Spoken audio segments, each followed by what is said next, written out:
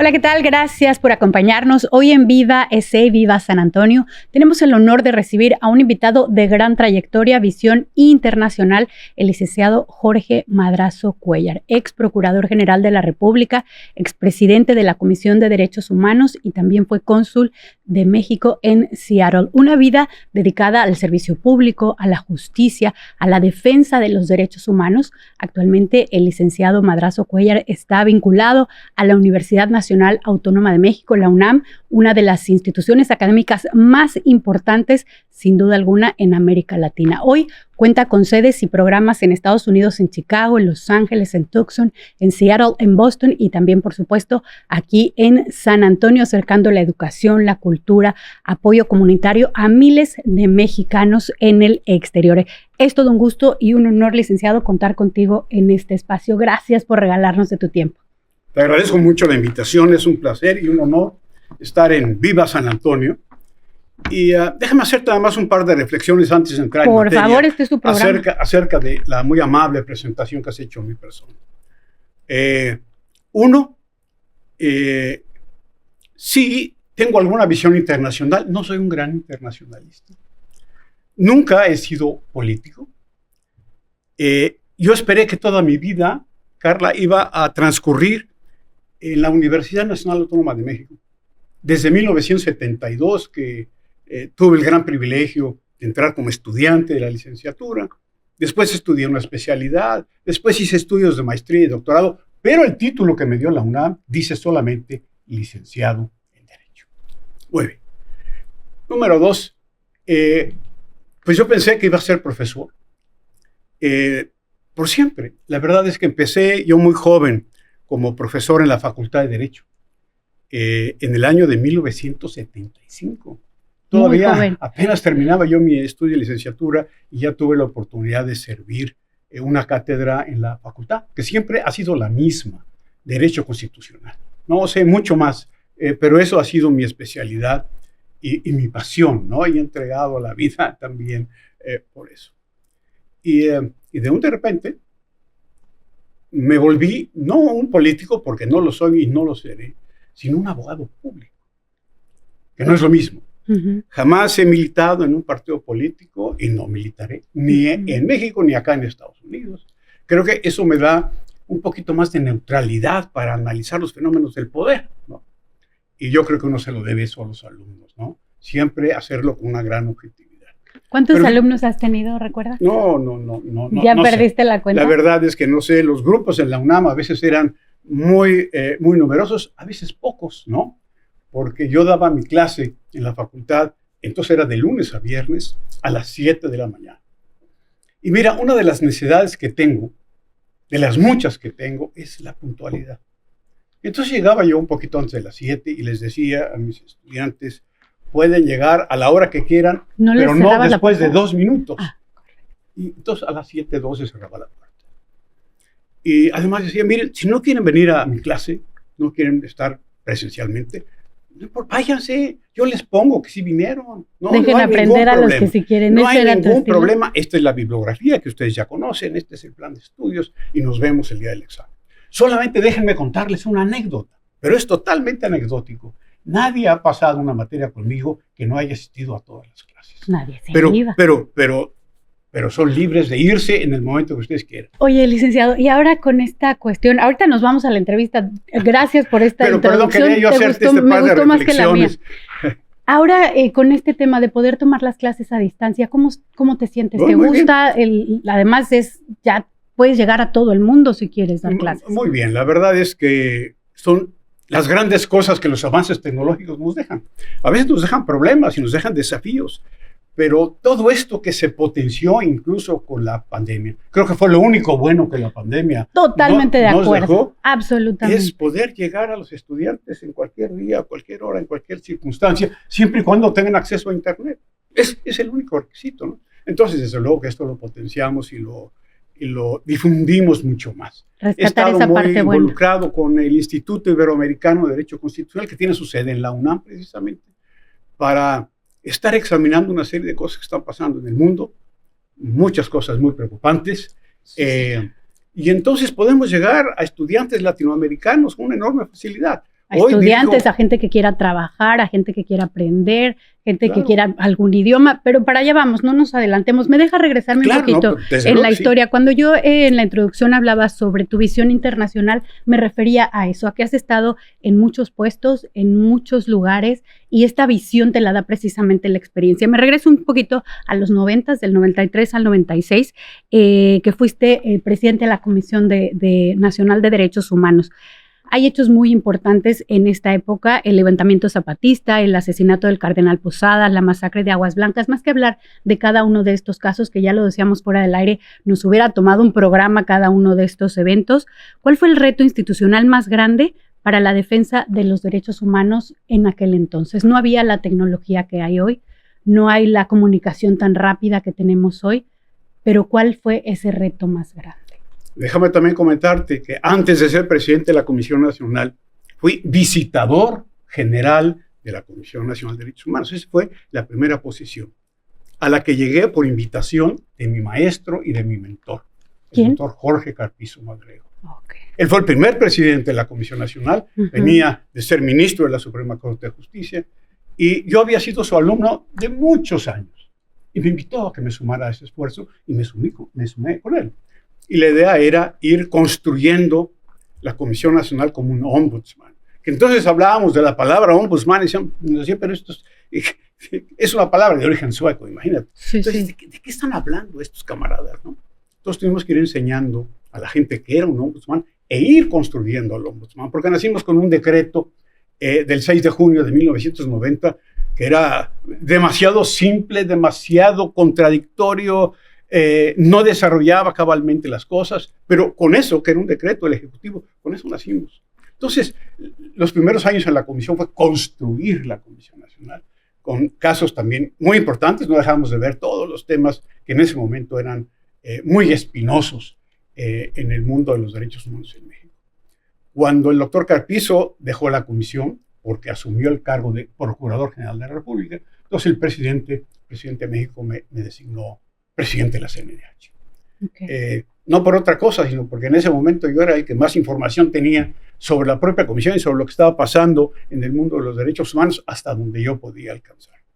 Y los temas fueron, todos los días había un tema grave, todos los días había un tema difícil. Pero quizás, para responder más concretamente a tu pregunta, lo más complejo, pero lo más único, fue que el ombudsman pudiera al mismo tiempo participar de alguna manera en el proyecto de pacificar Chiapas después del alzamiento zapatista. Okay. Y entonces, junto con las comisiones estatales de derechos humanos, llegamos a montar un operativo donde nos pusimos en medio del ejército mexicano y del EZLN.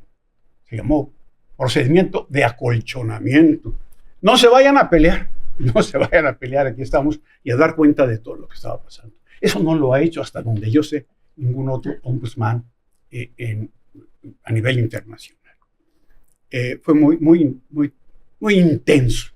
Tan intenso que después, en el mes de junio de ese año terrible, de 1994, me tocó ser designado por el presidente comisionado para la paz en Chiapas.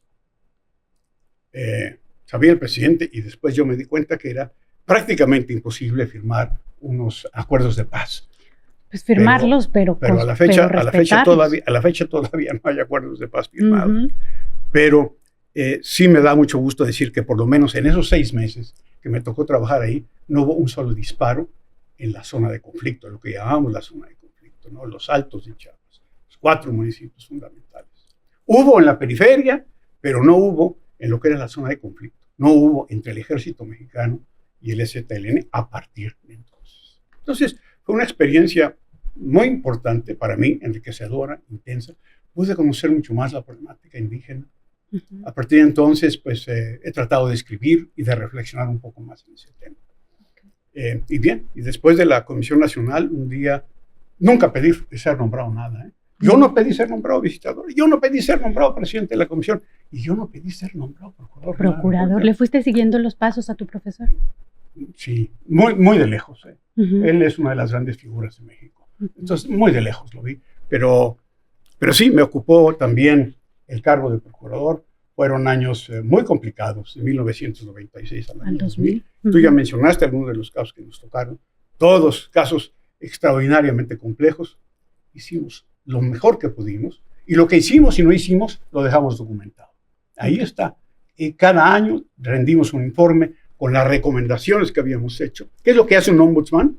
Hace recomendaciones. Claro. Unas se aceptan, otras no, y hay que explicar por qué no, o cómo se cumplieron las otras. ¿Esa es su función? Todo eso está documentado. Déjame preguntarte, en tu paso en la PGR y de estos casos que mencionas, narcotráfico, asuntos binacionales, el proceso de Forbaproa, heredaste también la investigación del caso Colosio, que tú también ya traías, ¿no?, desde la comisión. Hoy, viéndolo en perspectiva desde el tiempo, ¿hay en algún caso que hubieras hecho algo o propuesto algo diferente? Yo creo que no. Mencionas, por ejemplo, el caso Colosio. Déjame decirte que ahí hubo un fiscal especial, que fue el licenciado Luis Raúl González Pérez, un extraordinario abogado, extraordinario investigador, que hizo una gran investigación sobre el tema del homicidio de Luis Donaldo Colosio. Hoy hay otras voces que dicen que hay otras cosas, que hay otras pruebas. Cuando finalizó su fiscalía, había un acuerdo de reserva de la averiguación previa, así le llamamos los juristas, ¿no? los abogados, que estábamos en ese momento en el medio del derecho penal, del derecho procesal penal. Se reservó la averiguación para que se pudiera volver a abrir si había nuevas pruebas. Ahora hay nuevas pruebas, no lo sé. No sé si todo esto que se comenta últimamente realmente se va a poder sostener o no. En aquella época no lo vimos así y reservamos la averiguación. Fue un caso difícil. El caso de Cardenal Posadas fue un caso muy difícil en que tuve que trabajar con la gente de Jalisco, con la Conferencia del Episcopado Mexicano, en fin. Y así como ese, muchos, ¿no? Y en la Procuraduría igual, ¿no? Yo llegaba y decía en el elevador cuando iba subiendo cada mañana, ay Dios mío, a ver, ahora qué caso nos toca hoy. Tenme en tu mano. Y hablando de eso, precisamente, en estos casos tan complejos, momentos tan complejos en el país, justicia, derechos humanos, diplomacia, ¿qué te mantenía? ¿Qué te hace levantarte? ¿Qué o quién te decía, ahí vas de nuevo? Mira, afortunadamente he podido regresar a mi vocación, que es la enseñanza y la investigación, ¿no? La universidad, que es una institución extraordinaria. Digo que he estado vinculado a ella de una manera o de otra desde 1972. Me abre las puertas para que pueda yo seguir sirviendo a la comunidad en representación de la Universidad Nacional y al mismo tiempo continuar con mi investigación y mi enseñanza sobre derecho constitucional, derecho constitucional comparado, derecho constitucional latinoamericano, en fin. Eso me mantiene muy vigente, según yo. No sé qué opina la gente. Yo diría que sí, porque según yo. Y todos estos fenómenos que estamos hablando, pues yo los explico académicamente, ¿no? No los explico políticamente porque no sé de política, pero trato de explicarlos desde una perspectiva académica. Y eso me hace sentir muy contento. Apenas ahora vamos el próximo viernes a tener una conferencia muy interesante en la Universidad de Texas en Austin, promovida fundamentalmente por el Dr. Richard Albert, que es uno de los grandes constitucionalistas del mundo moderno, diría yo, sobre la reforma judicial mexicana, ¿no? Que es uno de los temas más polémicos, controvertidos, que se han suscitado en los últimos años. Entonces, estoy ocupándome de esos problemas desde donde yo puedo y donde creo que puedo aportar algo, un granito nada más, que es la perspectiva académica. Qué maravilla. Y hablando ahora sí precisamente de la perspectiva académica, cuéntanos tu paso por la UNAM y precisamente aquí en San Antonio. Ya nos vas platicando a lo largo de la historia, pero aquí en San Antonio, ¿qué es lo que tenemos? La Universidad Nacional es muy única en muchos sentidos. Y entre otros, en su presencia internacional. Tenemos en este momento 5 sedes de la UNAM en los Estados Unidos. A ver si las puedo decir geográficamente. Tucson en la mera frontera. Luego nosotros acá en San Antonio, en una escuela de extensión que tiene 81 años de vida. O sea, no acabamos de llegar. No somos nuevos, aquí tenemos 81 años. Entonces, Tucson, San Antonio, Los Ángeles, Chicago y Boston. Y un tiempo, Seattle, Washington, que yo operé. Pero después llegó la oportunidad de venir a servir a la universidad desde San Antonio y con mucho gusto lo estoy dirigiendo un programa que se llama Programa de Apoyo a los Mexicanos en el Extranjero, por sus siglas en español, PAM. Soy un modesto coordinador de un programa chiquitito de los múltiples que tiene la Universidad Nacional, pero me permite ocuparme de algunos de los problemas que tiene la comunidad en este momento, que tú sabes que son en este momento especialmente graves. ¿En qué consiste el programa? Yo he dicho, si me dejas completar nada más este pensamiento para después contarte en qué consiste el programa, que hay 3 grandes crisis en materia de migración en los Estados Unidos, ¿no? La primera crisis, pues es con la Segunda Guerra Mundial. Antes, quizás Roosevelt, ¿tú te acuerdas que Roosevelt, el presidente Roosevelt, que le gustó la chamba de presidente, duró muchos años en la presidencia, para salir del tema de la Gran Depresión, puso una política económica, todo un programa económico que se llamó el New Deal. Y en ese nuevo acuerdo, en ese New Deal, otra de las cosas que hicieron fue abrir trabajos para los americanos. Pero había muchos mexicanos y latinos ocupando esos puestos de trabajo. Y hubo deportaciones masivas, intensivas en aquellos años. Es historia, ¿no? En aquellos años del presidente Roosevelt. Después, en la Segunda Guerra Mundial, hubo otra vez una gran crisis. Tú te acuerdas seguramente porque lo has leído, no porque te pueda constar, porque estás una mujer muy joven. Los internamientos de japoneses, ¿no? En campos de concentración, incluso de ciudadanos americanos que tenían una ascendencia japonesa, o los italianos, algunos alemanes también. Fue otra crisis, pero la tercera es la que estamos viviendo, ¿no? Con una gran intensidad, y no sabemos en dónde va a parar. Es momento de acompañar, te iba a decir a los mexicanos, pero es mucho más que a los mexicanos. Sí. La chamba de la UNAM, si tú ves el escudo de la UNAM, lo que está ahí es América Latina, sí, del Río Bravo a la Patagonia. Y lo que hacemos es abrazar a los hermanos latinoamericanos como si fueran mexicanos. Porque hay son servicios que les damos a todos. ¿En qué consiste? Cuéntame. Primero, hacer ciudadanos a los residentes permanentes de estos países, que tienen el español como lengua madre, como lengua de origen. Y lo hacemos en una coordinación con la Fundación SLIM, de Carlos Slim, y una plataforma que se llama Acceso Latino. Ahí hay un currículum para ciudadanía, se llama Ciudadanízate, en donde explicamos, antes eran las 100 preguntas, ahora ya son 118 preguntas, cómo responder en un buen inglés todas esas preguntas que tienen que ver con historia, con civismo, con geografía de los Estados Unidos. Tú sabes que la mayoría de nuestra gente ocupa acá cargos, puestos, trabajos, funciones muy modestas. Los más pesados, tal vez. Muy modestas, sí. Tienen que usar su fuerza física, lo cual es terrible. La agricultura, la construcción, los servicios, restaurantes, todos los servicios, ¿no? Ahí estamos y somos una fuerza muy importante para los Estados Unidos. Pero el nivel de conocimientos formales con los que vienen a los Estados Unidos son muy modestos, ¿no? Sí. Algunos no han terminado la primaria. Por eso es que nos movemos, porque buscamos una oportunidad. Es otra de las razones, ¿no? Pero lo recibimos con esa condición, ¿no? Sabiendo que su nivel formal de educación y que va a ser difícil. Entonces, si no saben muchas cosas que tienen que ver con la historia, civismo y geografía de México, pues imagínate acá, ¿no? Claro. Entonces tenemos que explicárselos de una manera muy sencilla. ¿Qué es un curso? Es un curso, son cursos bimestrales que damos ahora en línea, y son cursos de 30 horas, pero en 15 sesiones los dejamos sabiendo más de lo que saben muchos americanos. Y mira que... Yo les digo, nosotros no hacemos ciudadanos, nosotros somos grandes ciudadanos. ¿Y quiénes son los grandes ciudadanos, Carla? Los que están informados, los que saben sus derechos y los ejercen, y los que conocen sus obligaciones y los cumplen. Eso es lo que formamos. Les ayudamos a hacer sus aplicaciones, como se llaman ahora, sus solicitudes. En fin, los acompañamos durante todo el proceso. Esto es verdadero empoderamiento, porque cuando un residente permanente que tiene su green card se hace ciudadano, la vida le cambia. La vida le cambia porque primero lo que tienes, espero que así siga siendo, peace of mind, ¿no? Bueno, con esto no me van a sacar. No, con esto no me van a sacar. Hasta ahora. Y pueden traer a su familia de una manera más simple. Suben en la escalera laboral. Suben en cuanto al apoyo que le pueden dar a sus hijos, becas para sus hijos, servicios, apoyos del gobierno de los Estados Unidos. Cambia la visión de dónde estás, cambia ¿no? la visión. Y cambia tu actitud. Y además, colectivamente es muy importante porque se registran y votan. Y no solo cambias tú, tu entorno familiar también crece, es más fuerte. Y nosotros no vamos a pasar del corredor donde estamos si no mostramos en este país una fuerza electoral.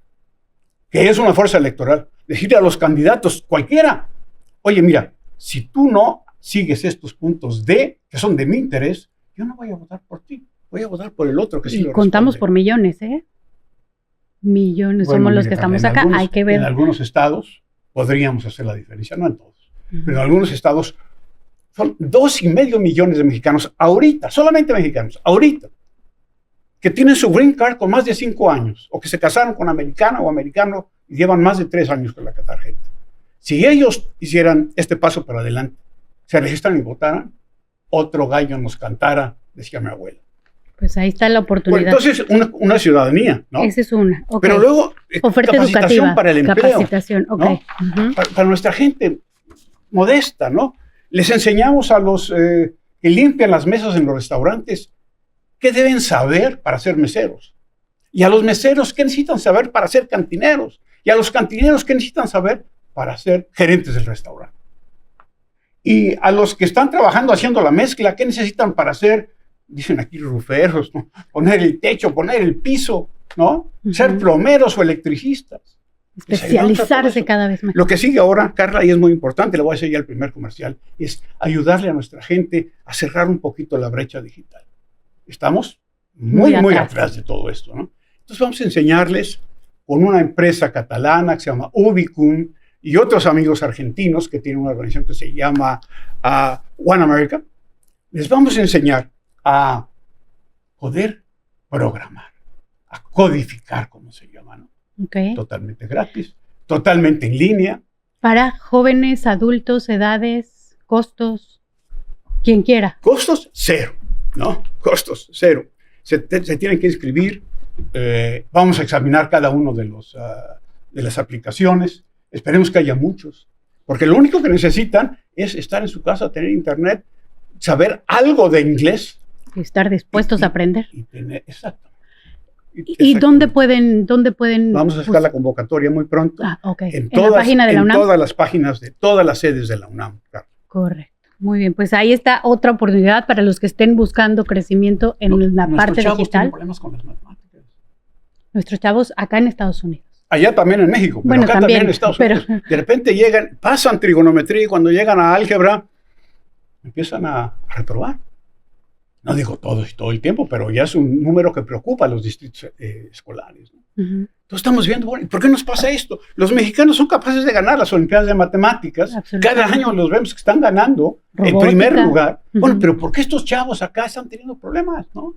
¿Por qué de repente dejan las matemáticas, reprueban, se desaniman o los desaniman? Cuestión de moral, de ganas, de muchas conocimiento. Muchas causas, pero otras. Listos sí son. Pero otras son las falsas creencias. Ay, mira, los mexicanos tenemos muchas falsas creencias. Nos tenemos que querer más. A mí me gustaría realmente poder ayudar más para que despertemos de esas falsas creencias. Y una falsa creencia. ¿Saber creer que puedo? Es que somos tontos para las matemáticas, fíjate. Llega el chavo de la escuela habiendo reprobado geometría, no, trigonometría. Y le dice el papá, ay, hijo, no te preocupes, yo fui igual de tonto que tú para las matemáticas y mi papá igual. Véngase a trabajar. Entonces el chavo cuando tiene la primera ecuación ahí, no se acuerda cómo despejar la ecuación, se acuerda que es un tonto para las matemáticas. Igual que su papá y que su abuelo. Y esas falsas creencias las tenemos que desechar por completo y crear nuevas creencias, que es efectivamente lo que somos. Nosotros somos tan grandes como cualquier otro. Pero aquí estamos hablando ya de psicología cognitiva, de programación mental, y esto es cuestión de que cada quien quiera acercarse son trabajos y cambiar de psicología cognitiva. Su chip. Pero además, tenemos que evitar que los maestros digan, este es latino, no, este no va a poder. No va a poder. Ahí no lo empiezas a ver cierto profiling. Okay. Los textos a veces no son los más adecuados. Su preparación con la que llegan de México no es la mejor, no es la óptima. Bueno, es que también son muchas cosas. Hay algo ahí en el camino, licenciado, que te sacan de tu entorno dependiendo la edad que tengas, ¿no? Por ejemplo, si estabas en la preparatoria, en la primaria, lo vas viviendo diferente. Creo que los más pequeñitos se adaptan más rápido, a los jóvenes les cuesta, pues primero porque lo sacaron de su entorno, de sus amigos, de su zona segura. Entonces, venir y ganarte un lugar acá es muy complicado. No es cosa sencilla. Y tenemos que ayudarles, ¿no? Entonces, eso todos los temas que tenemos. Y dos últimos para comentártelo rápido. Porque por favor. El tiempo ahí vamos. El tiempo vuela en televisión. Venga.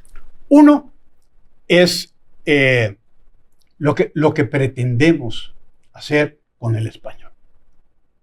Se llaman Semanas de la Lengua Española. Empezamos con Semanas de la Lengua Española en Estados Unidos, luego le sumamos en Estados Unidos y Canadá, y ahora también en América Latina, porque la UNAM se ha diversificado. Ahora tenemos una sede de la UNAM en Santiago de Chile que sirve a América Latina y otra en La Habana, Cuba, ¿no? Uh-huh. Además que estamos en Europa, estamos en España, estamos en Inglaterra, estamos en Francia, en las grandes universidades de ahí está la UNAM presente, ¿no? Eso es una ¡Qué cosa maravilla! Es una cosa maravillosa. Y el señor rector Lomelí nos ha apoyado tremendamente, ¿no? Entonces, pues en eso estamos, ¿no? Tratando de ver cómo defendemos que la gente pueda hablar español, sobre todo en este momento. Y hablarlo bien, por favor. En donde el español se empieza a volver una lengua perseguida.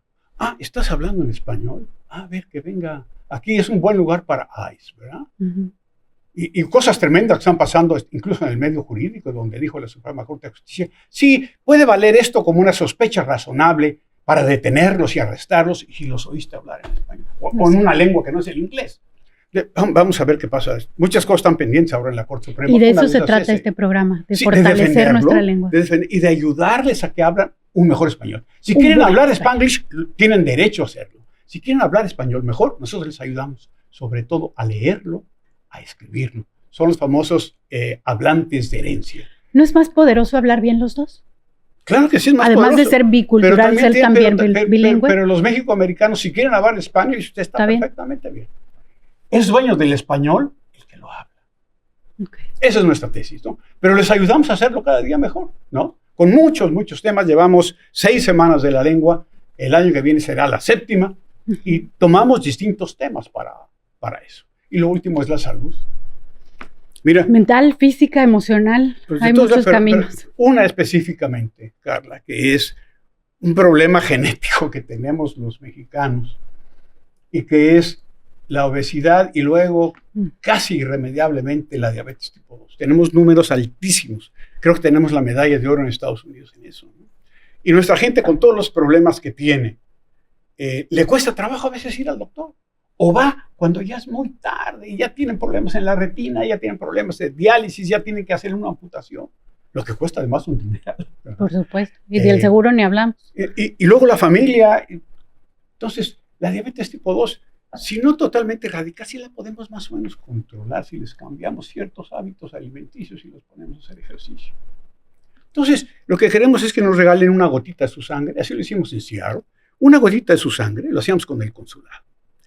Y una enfermera, desde luego calificada, lo hacía. Lo poníamos para ver cuáles eran sus números. Si resultaban muy mal su glucosa, decíamos, mira, vamos a hablarle ahorita a un médico. Es un médico de estas clínicas comunitarias que te va a recibir, te va a confirmar el diagnóstico, te va a hacer un tratamiento y su seguimiento y te va a costar 0. ¿No? Tienes que cuidar. O si eres prediabético, no, mira, tus números ya están muy altitos, todavía no llegas, pero vas a llegar. ¿Qué tienes que hacer para esto? La YMCA nos ayudaba ofreciéndoles becas para que fueran a ejercitarse a la UAP.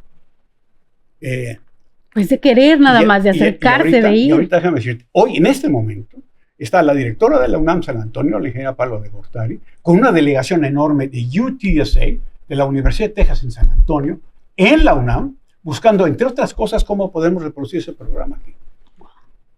Está sucediendo ahorita, Carlos, ¿no? Entonces, eso es lo que hace el PAME. Eso es lo que hace el PAME. Pues mucho trabajo que tiene. Pero servir a la comunidad no es un trabajo, es una bendición. Qué maravilla que lo veas así. ¿Qué consejo le darías hoy a quien lucha por abrirse camino en este país? Además de que ya les diste todas las herramientas, que están pensando en la educación, en la salud. ¿Por dónde empieza quien quiera hacerla en este país? Híjole, yo los admiro tanto, ¿no? A nuestra gente que por necesidad, Carla, se ha tenido que cruzar la frontera, ¿no? A veces con documentos y a veces sin documentos. Entonces, su valor es su fuerza, su energía, su convicción, sus deseos, son dignos de todo encomio, ¿no? Yo no tengo más que decirles que me conmueve su actitud y su trabajo y su esfuerzo aquí en Estados Unidos, sobre todo en estos momentos. Tengan paciencia, ¿no? Esto también pasará. Esto también pasará. Tengan paciencia, tengan ánimo, ¿no? Okay.